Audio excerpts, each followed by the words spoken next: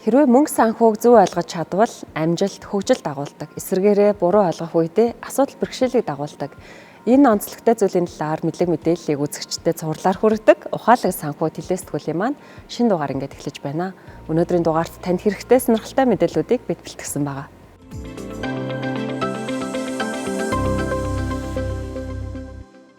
Үзэгч та санхүүгийн зохицуулах хороо гэж сонсож байсан уу?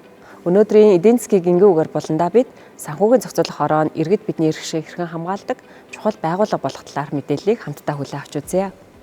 Хөрөнгө оруулагч, үйлчлүүлэгчийн эрх ашигыг хамгаалах гэж юу вэ? Санхүүгийн зах зээлд үйл ажиллагаа явуулж байгаа аж ахуй нэгж түүний хэрэглэгчдэд мэдээлэл хүргэх, тэдгээрийн хуулиар хамгаалагдсан эрх ашиг, сонирхол зөрчигдсөн тохиолдолд хуульд заасан арга хэмжээ авахыг ойлгож болно. Санхүүгийн зохицуулах хороо нь хуульд заасан чиг үүргийнхээ хүрээнд өөрийн бүрэн эрхэд хамаарах асуудлаар тусгай зөвшөөрөл эзэмшигчдийн хооронд болон тусгай зөвшөөрөл эзэмшигч үйлчлүүлэгчийн хооронд гарсан маргааныг урьдчилан шийдвэрлэдэг тул хэрэглэгч та санхүүгийн зохицуулах хорооны зохицуулалтад байх тусгай зөвшөөрөл бүхий банк бус санхүүгийн байгууллага, хадгалам зээлийн хоршоо, даатгагч болон даатгалын мэргэжлийн оролцогч компани, хувь цаад компани болон үнэт цаасны зах зээлд үйл ажиллагаа явуулж буй компани, үнэт металл, үнэт чулууны эсвэл тэдгээрээр хийсэн эдлийн арилжаа эрхлэгч, үйл хөдлөх эд хөрөнгө зуучлалын байгууллагуудтай холбоотой эрх ашигтай зөрчигдсөн гэж үзвэл өргөдөл гомдол гарган шалгуулах боломжтой. Санхүүгийн зохицуулах хороо нь санхүүгийн хэрэглэгч болон иргэд олон нийтээс ирүүлэх гомдол саналыг хэд хэдэн аргаар хүлээн авч шийдвэрлэдэг. Үүнд утсаар санал хүсэлтэд ирүүлж газар дээр нь асуудлаа шийдвэрлүүлэх, холбогдох зөвлөгөө мэдээлэл авах, албан бичгээр буюу өргөдөл гомдлоо хороонд ирүүлэх, хорооны цахим хаягаар мэйл илгээж цахимаар өргөдөл гаргах зэрэг боломжууд байдаг. Таны гомдолд дурдсан асуудал нь талуудаас ирүүлсэн баримтуудаар тогтоогдож байвал таны эрх ашигыг хамгаалах зорилгоор гомдолгүй болгох талаар хугацаатай үүрэг даалгаврыг тухайн холбогдох зохицуулалтын байгууллагуудад өгч бэлэлтийг хангуулж ажилладаг. Харин өргөдөл гомдол гаргагчдаа өргөдөл гомдол гаргах эрхээ хэрэгжүүлэхдээ үндсэн хууль болон бусад хуулийг зөрчих, бусдын эрх чөлөө, хууль ёсны ашиг сонирхлыг хохироох, ялгуурлан гадуурхахыг уриалж болохгүй бөгөөд өргөдөл гомдол нь үнэн зөв байх хууль заасан зарчмыг баримтлаарай.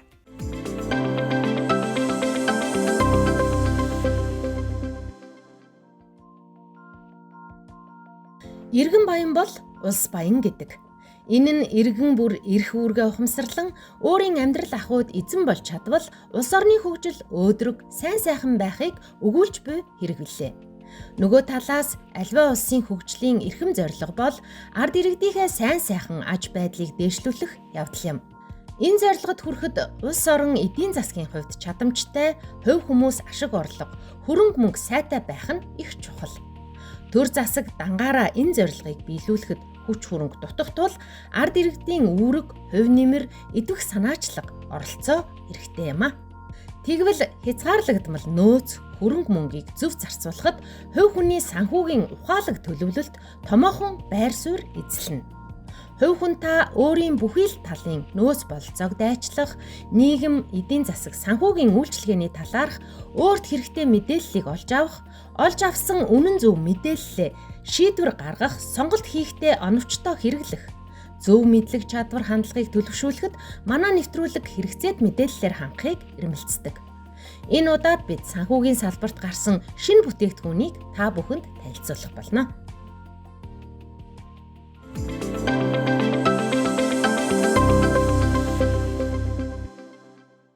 За манай өнөөдрийн энэ дугаараар санхүүгийн зохицуулах хорооны үнд цаасны газрын дарга Дөлгөөн дарга орж байна. За танд энэ өдрийн мэнд хүргэе. Өдрийн мэнд хүргэе. Энгийн хөрөнгө оруулалт хийж байгаа хөрөнгө оруулагч нарын хувьд бол манай энэ санхүүгийн зохицуулах хороо гэдэг байгууллага маань ямар үүрэг оройлттой зохицуулагч байгууллага вэ гэдгийг бол танилцуулаад өгөөч. За санхүүгийн зохицуулах хороо маань ер нь бол санхүүгийн салбарын доктортой байдлыг хангах, харилцагч, үйлчлүүлэгчийн эрх ашигыг хамгаалах үндсэн зорилготой. За түүн дундаа ялангуяа хөрөнгөний зах зээл ярих юм бол жижиг хувьцаа эзэмшигчийг бас төлөөлөх бүрэн эрхтэй, тэдгээрийн эрх ашигыг хамгаалах үндсэн зорилготой байгууллага нэг. Өөрөөр хэлбэл хөрөнгөний зах зээлийн зохицуулагч байгууллага үүсэт 30 жил, 30 гаруй жил болж байна. Өшөө банк санхүүгийн байгууллагын үйл ажиллагаа, даатгалын зах зээлийн зохицуулалтын үйл ажиллагаа гэдэг тэтгэрийг нэмэгдүүлээд одоо 2006 онд одоо санхүүгийн зохицуулахаар болон хүссэн байна. Таны хэлсэн зүйлээс хамгийн ойрхон сонсогч байгаа бол жижиг хувьцаа эзэмшигчдийн эрх ашигыг бол санхүүгийн зохицуулах хороо маань бол хамгаалж байдаг байгууллага гэдэг бол нэлээд тодор үлдлээ. Тэгэхээр одоо ер нь бол манай Монгол улсад хөрөнгө оруулалт хийгээд хөрөнгийн бирж дээр оролцож байгаа хүмүүсийн хувьд жижиг хувьцаа эзэмшигчдийн эрх ашиг хэр хэмжээнд бол хангагдж байгаа гэж үздэг бай. Таны хувьд одоо. За мэдээж жижиг хувьцаа эзэмшигч гэхээр мэдээж одоо бусад хувьцаа эзэмшигчээс илүү давуу эрхтэй гэсэн утгатай бол биш. Ижил төрөл мэдээлэлтэй байх ёстой. Өөрөөр хэлбэл ижил одоо хэмжээнд одоо эрх нь хамгаалагдсан байх ёстой л гэдэг үндсэн агуулгатай. За мэдээж нөгөө жижиг хувьцаа эзэмшигч учраас нөгөө гаргаж буй шийдвэрүүд гаргалтанд бас төдийлөн жинтэй оролцож чаддаг. Тэгэхээр ямар одоо асуудал дээр жижиг хувьцаа эзэмшигч нарын дуу хоолой сонсогдох ёстой вэ гэдгийг одоо олон улсын одоо нийтлэгдэж шиг одоо зарчим байдаг. Одоо хөрөнгөний зах зээл дээр. Тэгэхээр энэ одоо зарчимд нийцүүлнэ. Компани засаглалт нь нийцүүлж одоо мөрдүүлэх үүргийг бол санхүүгийн зохицуулах ороноос хувьцаа компаниуд өгч байдаг. Жижиг хувьцаа эзэмшигчийн эрх ашиг хэрэг хөндөгдөж байгаа үед үзэх юм бол санхүүгийн зохицуулах орон шүүхэд тэдгэрийг төлөөлж нэхэмжлэх хүртэл гарах юм бүрэн эрхтэй байгууллага. Жишээ нь одоо ийм эрх одоо тулгардсан байгаа тохиолдолд нэг компани хувьцаа эзэмшиж байгаа 10 хүн 100 хүн гэх юм уу нэг нь яаж хязгаарлалт. За ер нь бол яг хав товчондоо бол ингэж байгаа юм. Мэдээж эрх ашиг нь хөндөгдөж явах үед жижиг хувьцаа эзэмшигчнэр одоо шүүхэд юм уу тухайн компанийг одоо нэхэмжлэх гарах боломжтой байх хэрэгтэй. Агил хуулиар бол 1% гэдэг. Өөрөөр хэлбэл 1% тухайн компани энгийн хувьцааны 1% эзэмшиж байгаа этгээд одоо шүүхэд нэхэмжлэх гарах эрхтэй. Нийлээд үү? Зүгээр 1% нь. Үүнийг нь болохоор бид нар сая өнгөрсөн онд үн цасны зах зээлийн тухай хуульд нэмэлт өөрчлөлт оруулсан. За түүнийг дагуулan компани тухай хууль өөрчлөлт оруулсан байна.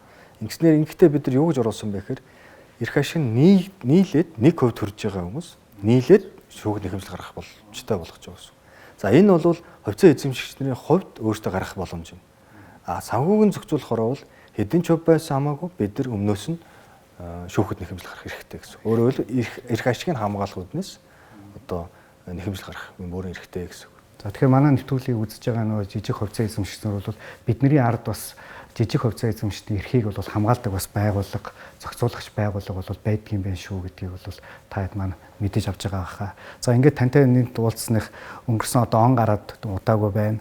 Тэгэхээр манай санхүүгийн зохицуулах хорон дээр одоо шинэ бүтээгдэхүүн, за санхүүгийн салбарт бас шинэ бүтээгдэхүүн, ямар бүтээгдэхүүнүүд бас нэвтрэж гарч ирж байгаа бол одоо хамгийн ойрын мэдээлэлээс авахд. Он гарснаас хойш бид нар яг одоогийн байдлаар 3 бүтээгдэхүүнийг бол эргэцэн орчныг одоо санхүүгийн зохицуулах хорооны хүрээнд одоо журманд оруулаад батлуулаад явж байна. За хамгийн сонирхолтой бүтээгдэхүүн бол хадгаламжийн сертификат гэж байгаа. За бидний мэддгээр бол банкн дээр бид нар хадгаламж байршуулдаг. Гэхдээ тухайн хадгаламж бол тухайн банкнд л байршдаг. Бид нар өөрсдөө мөнгөө барьж очиод банкнд хадгалуулаад хадгаламжийн дэвтэртэй байвал байхын за яг одоо орчин үед бол тий одоо онлайн хэлбэртэй, электрон хэлбэртэй бол ингэ хадгалж байгаа. Гэхдээ тухайн хадгаламжаа бол одоо шилжүүлэх хөрөх ямар ч боломж байхгүй. Та яг хугацаа дуусах үед одоо мөнгө аавна. Тэгэхэд яг тохирсон хүүг аавна. Хэрвээ дундуур нь авах юм бол та тургуулын хүү бодогдоод маш бага хүү авдаг. Зарим тохиолдолд бол түүнийг барьцаалж хадгаламж барьцаалсан зээл хүртэл авч одоо ингэж нөгөө санхүүгийн хэрэгцээг хангаж авдаг тийм ээ. Тэгвэл энэ удаагийн манай одоо хорооноос баталсан журмын дагуу зах зээлээр газар шинэ бүтээгдэхүүн маань өвдгсий гэж ярддаг биржийн бус зах зээл. За түүнээс гадна хөрөнгийн бирж дээр хадгаламжийн сертификатыг гаргаж арилжаалах явдал байна. Өөрөөр хэлбэл та банк одоо арилжааны банк өөрийнхөө хадгаламжийн сертификатыг хөрөнгийн бирж дээр гаргаж байна. Одоо биржийн бус зах зээлээр гаргаж байна. Үүнийг нь бол иргэд авч байна. Хөрөнгийн бирж дээр бол иргэд чөлөөтэй оролцсон. За тэгэхээр ямар давуу талыг үүсгэж байна гэх юм бол та манай үн цасны одоо арилжаа бол бүгд одоо гар утсаар хийгдэж бүрэн боломжтой болсон. Өөрөөр та хаанаас ч бол арилжаанд оролцох бүрэн боломжтой. Тэгэхээр та хаанаас одоо өөрийнхөө тав тухтай байдлаар хадгаламж эзэмшигч болж чадна. Өөрийнхөө бусад банкны даасанд байгаагаа шилжүүлэл авна. Хамгийн чухал давуу тал нь бол та шаардлагатай мөнгө хэрэг болох юм бол бусдад зараад хоримтлагдсан хүүтэйгээ зараад мөнгө авч болно. Өөрөөр хэлбэл тэнд хүүгээ алдах явдал байхгүй болно. Алдах явдал. Авж байгаа хүний хувьд нөгөө авж байгаа хүн бол ашиг нь бол үргэлжлүүлэх хугацаанд яг тэр хүүгээр нь тогтооно гэсэн. Нөгөө авсан хүүгээр. Тэгэхээр та бүхэн анзаардаг бол 3 сарын хугацаатай, 6 сар, 9 сар, 12 сарын хугацаатай ч юм уу ингээд ийм хадгаламжийн төрлүүд байгаа шүү дээ. Тэгэхээр хамгийн бага нь бага хүүтэй, дундх нь арай хүүтэй, хүүгээр ялгаатай байдаг. Тэгэнгүүт чи жилийн хугацаанд хадгалахаар өндөр хүүтэй. Гэхэд тэрийг одоо сүүл 2 сарын дараа хугацаанд дуусгах бол та 2 сарын хугацаанд тэр өндөр хүүтэй авч чадна гэсэн үг байхгүй. Жилийн өгөөжөөр тооцох юм бол одоо яг нь жишээлээд ярил одоо жилийн 12% хүүтэй хадгаламж сарын 1 гэсэн үг шүү дээ. Тэгэхээр та 3 сарын хугацаатай одоо юу гэх юм хадгаламж хийх болоход за магадгүй тэр 12-оос бага хүүтэй байдаг. Тэр чинь жилийн өгөөжөөр ярьдаг шүү дээ. Тэнгуү чинь та сүүлийн 2 сар дутуу байхад нь хадгаламжаа бусдад зараад аваад дараагийн нь худалдаж авах юм бол тэр худалдаж авсан хүн нь сарын 1% хүүтэй 2 сар одоо мөнгө хадгалж чадна гэсэн үг. Хэрвээ сарын 1 хүүтэй одоо 2 сар ингээд мөнгө өсгөж авах гэдэг чинь маш том боломж өгсөн тэр хүнд бол. Богино хугацаанд ингээд яг тэр хүнд богино хугацаанд мөнгө хэрэгтэй. Энэ 2 сарын дуусгаж байгаа юм байна. Надад би 3 сарын дараа одоо ийм төлбөр төлөх гэж байгаа. Тэгэхэд би энэ хугацаанд мөнгөө юунд байршуулах вэ гэж боддог шүү дээ, тийм. Төр хугацаанд хаана байршуулах вэ? Тэгэхэд хадгаламж энэ хугацаанд дуусгах төгсөж байгаа юм хадгаламж байгаа юм байна. Тэгээ ийшээ орё гэдээ авчих. Энийгээ бол хүмүүс хөрөнгөний биржээрээ дамжуулаад гар утсаараа ингээл дамжуулаад авч. Тэгэхээр энэ бол бас мэдээж мөнгө санхүүгийн эргэлтийг бол мөн адилхан сайжруулж чинь эргэлт сайдтай болж байна. Банкны хувьд болохоор бас ямар даваа талыг бүрдүүлж байна гэхээр иргэд маань өөрсдөө бол хадгаламж эзэмшигч нар маань мөнгө хэрэгтэй болохоор шууд мөнгөө татхаас өөр аргагүй байх сонголт үүсдэг зарим тохиолдолд. Тэгэхээр тэрийг нь бусдад бас шилжүүлэх боломж өгж байгаа гэдгээр иргэн дуудагдах мөнгө нь арай багасна гэсэн. Тэгэхээр банкны хувьд бол бас чөлөөтэй бас их усрыг зурцсан. Хадгаламжныхын хэмжээ нь багасахгүй байгаад боломж бас бүрдэж байна гэсэн үг. Тэгэхээр аль аль талдаа одоо байгууллага талдаа, за иргэд талдаа тэгээд энэ талдаа давуу талтай. Одоо иргэдийг татах гэдэг урамшуулыг бахан маркетингийн бас ажиллагаа явуулдаг. Зөвхөн өөрийнхөө салбар дээр дуудаж авчирдаг. Гэтэл энэ бол тийм биш. Өөрөөр хэлбэл банкны үйлчлэгийг санхүүгийн үр хэмжээний хувьд асар их тэлж байгаа гэсэн. Бид нар заавал банкн дээр очиж хадгаламж авахгүйгээр хөрөнгөний биржээрээ дамжуулаад хувьцаа бонд авдаг шигээ тэн дээрээс бид нар хадгаламжийг сертификатыг аваад хугацааныхаа эцэст хүүгээ аваад авах боломжтой. Яг нь миний хэлэх чинь хамгийн том санаа болгоо энэ бүтээгдэхүүний одоо бидний гаргаж ирж байгаа их том зорилт маань юу гэсэн бэхээр одоо хөдөө орон нутагт бүх сум аймаг сумдууд салбартай одоо төрийн хаан банк л бусад банкуд бол байдаггүй. Гэхдээ эдгээр банкуудын хадгаламж эзэмшигч болох бол бүрэн боломжтой болж байгаа гэсэн. Тэр нь бол манай хөрөнгөний зах зээл дамжуулаад хадгаламжийн сертификатыг худалдаж авах гэсэн. Өөрөөр хэлбэл та одоо сум дээр бол төрийн банк, хаан банк хоёр тийм үү. Тэгэхээр эдний банкны гаргаж байгаа хадгаламж та хандах боломжтой. Түүнийг удирдахын тулд тухайн банкнтай заавал шүү дээ. Тэгвэл та зайнаас одоо гэрээсээ одоо магадгүй одоо малчны одоо малын мэдчээр дээрээсээ л хадгаламжийн зохицуулах бүрэн боломжтой гэсэн. За энэ бол нэлээд чухал мэдээлэл байна. Мэдээж хөрөнгө оруулалт хийж хөрөнгө оруулалтыг сонирхдаг хүмүүс маань бол хөрөнгөний бирж дээр бүтээгдэхүүнүүд олон байх тусмаа хүмүүсийн сонирхол бол нэмэгдэж байдаг. Тэгвэл одоо бид нар банкн дээр очдог, банкн дээр хийсэн хадгаламжаа өнөөдөр цуцлах уу яах уу гэдэг санаа зовдөг зүйлээсээ бол гайг болж байгаа юм байна гэд би ойлголоо. Тэг хадгаламжийн сертификат гарч ирж байгаад бол нийт одоо үзэж байгаа хүмүүсийнхээ өмнөөс маш их баяртай байгаад байна. Оролцсон танд баярлалаа. За баярлалаа.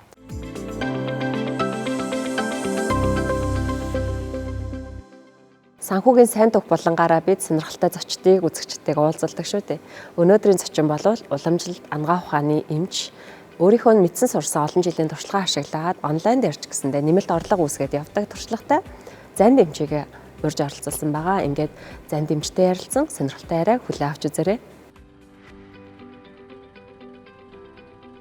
1997 онд уламжлалт Ангаах ухааны эмч болохоор суралцаж эхлээд хүмүүсийн сэтгэл зүйтэй ажиллаж чаддаг уламжлалтын сайн эмч болохын тулд 2000 онд анх бясалгалын хичээлд сууж байсан цагаас занд энэ салбарыг сонирхон судлах болжээ. Үүнээс хойш судалж мэдсэн туршлага дээр үндэслэн эрүүл мэндийн 25 цуврал бясалгалыг санаачлан мэрэгжил мэдлэг дээрээ тулгуурлан олон сургалтуудыг зохион байгуулж байна.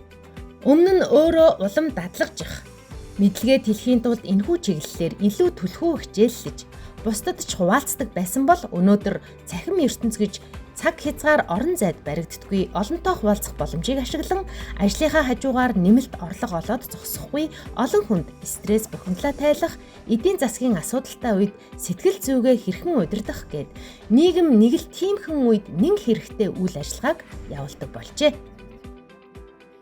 Бидрийг оффистаа ирэхэд зөвшөөрсөнд маш их баярлалаа. Тэгээд ухаалаг санхүү телестгүүлийн маань санхүүгийн сайн тух булангаараа бид нэр ингээд ажил хөдөлмөрлөөрөө бусдад үлгэр болж байгаа хүмүүсийг уулзуулаад явдаг.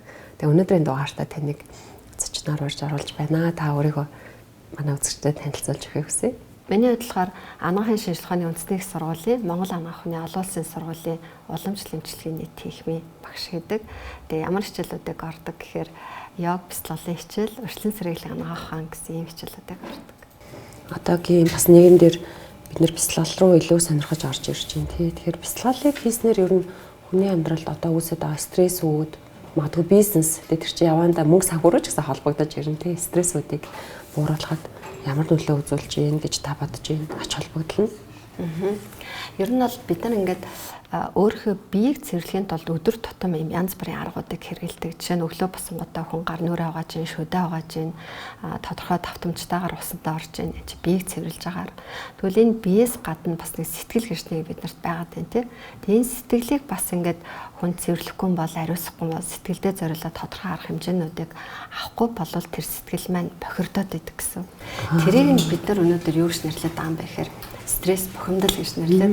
Тэгээ хүмүүс бодохдоо одоо их айхтар зовлон үзэхээр л хүн стресст орох юм баг, эсвэл нь том асуудал тулгуур стресст орох юм баг гэж бодоод байдаг.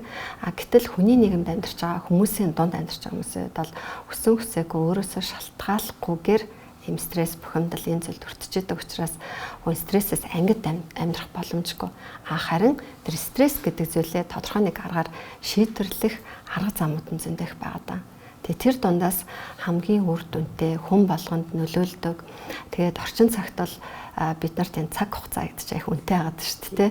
Хамгийн богино цаг хугацаанд тэр стрессийг тайлах арга нь юу болчиход байгаа юм бэ гэхээр йог бяцлал байгаад байгаа учраас сүүлийн үед хүмүүс йог бяцлалд маш их ач холбогдол өгч байна.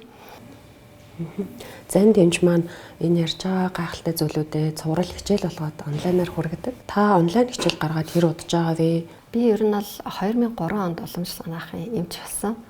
Тэгээд надад нэг юм мөрөөдөл байдаг гэсэн.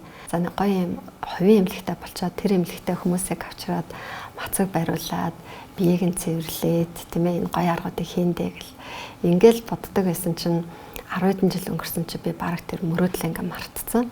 Тэгээд 19 онд би нэг хувь хүний хөгжлийн сургалтанд суучаад би заавал ингээ эмнэлэгтэй болохоор энийг хийнэ хүмүүс зааж өгнө гэж хаан оронд би бас онлайнаар энэ сургалтыг явуулаад хүмүүст өөрийнхөө мэдээд байгаа зүйлээ хуваалцаж болох юм биш үү гэдэг ийм одоо зүйлийг мэдээд тэгээд онлайн сургалтуудаа явуулж эхэлсэн. Тэгэхээр бусдад үгүй хүн цэнтэй олон жилийн туршлагатай хүмүүс гэж байдаг, зөндөө байдаг тий.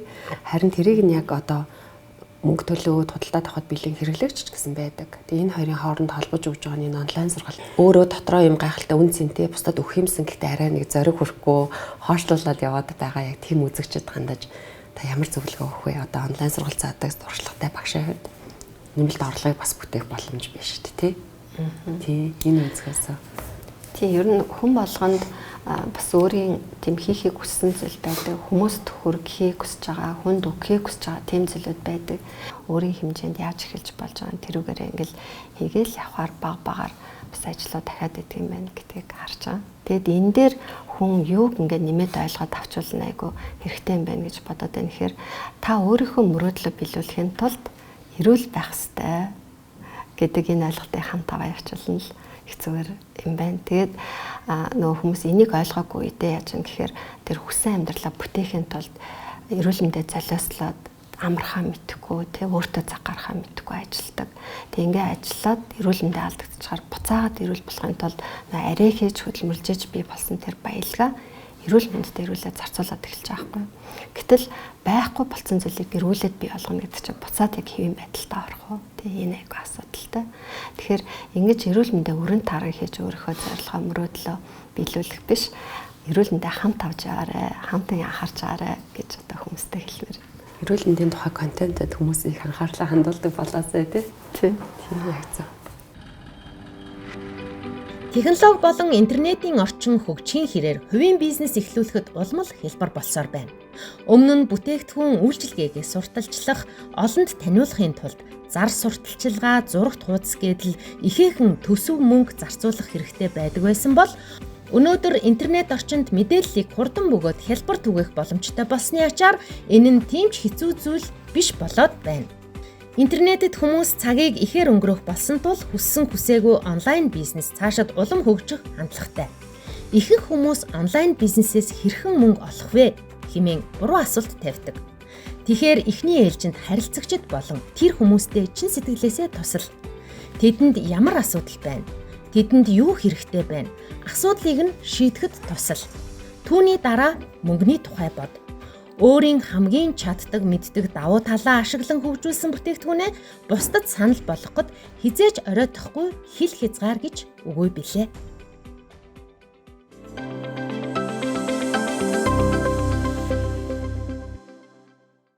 Санхүүгийн Сахилга Бат булангаараа бид мөнгө санхүүтэй холбоотой бяцхан зөвлөмжүүдийг хүргэдэг. Өнөөдрийн зөвлөмж ямар зөвлөгөө байгаа бол өнөөдрийн зөвлөмжийн нэр нь хэрэглээний бага сага зээлүүд хөөцөлдөх биш, харин хөрөнгө оруулалтынхаа өгөөж хүүгээ хүртдэг байгаарэ гэдэг нэртэй зөвлөмжийг хүргэж байна.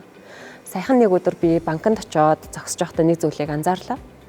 Хүмүүс зээл авахаар очирлоо, дугаарлаад тэгээ харамсалтай нь танд одоо дахид зээл гарах боломжгүй, тулчсан байна гэдэг хариуг аваад тэр хүмүүсийн нүдэнд төрж байгаа тэр гонигтай мэдрэмжийг би ажигласан. Тэгээ дотроо ботсон. Хэрвээ бид нэр хөрөнгө оруулалтын талаар мэдлэгтэй байсан бол заавал ингээд зээл хөөцөлтөд явах шаардлагагүй, энэ хайрын цаг энерги өргөх шаардлагагүй байсан даа гэж бодож байсан. Яг өнөөдөр та хөрөнгө оруулалтыг бага дүнгээрч хамаагүй эхлүүлэхэд одоогоос 1 жилийн дараа хувьцааныхаа ногдол ашгийг авах гад хадгаламжийнхаа хүүг бодуулж авах гад байж ах боломжтой шүү дээ. Тэгэхээр санхүүгийн мэдлэгтэй байна гэдэг нь танд олон боломжуудыг дагуулж ирдэг шүү. Эсвэргээрээ мэдлэггүй байх нь нэг юм тойрогт гацсан юм шиг ар араасаа бэрхшээлүүдийг дагуулад байдаг талтай. Ухаалаг санхүү телестгүүлийн үзэгч та минь хөрөнгө оруулалтын талаар олон мэдлгүүдийг хүлээж аваад өөрийнхөө хөрөнгө оруулалтыг хадгаламжийг эхлүүлье гэдэг шийдвэрийг гаргаж байгаа гэдэгт найдаж байгаа шүү. Олон төрлийн сонирхолтой мэдээллүүдийг нэгтгээд бид нар нэг дугаар болгоод танд хүргэдэг шүү дээ. Өнөөдрийн дугаараас та занд эмчийн нэмэлт орлого бүтээж байгаа түүхийг хараад ер нь нэмэлт орлого бүтээн гэдэг нь зөвхөн мөнгө олох зорилго гэхээс илүү бусдад туслах, өөрийнхөө мэддэг чадаа хуваалцах, утга учиртай амьдралыг ч гэсэн бүтээх юм байна гэж харсан болов уу гэж найдаж байна. Ингээд хамтдаа байсан үзэгч таньдаа маш их баярлалаа. Дараагийн дугаараараа иргэн уулзцгаая.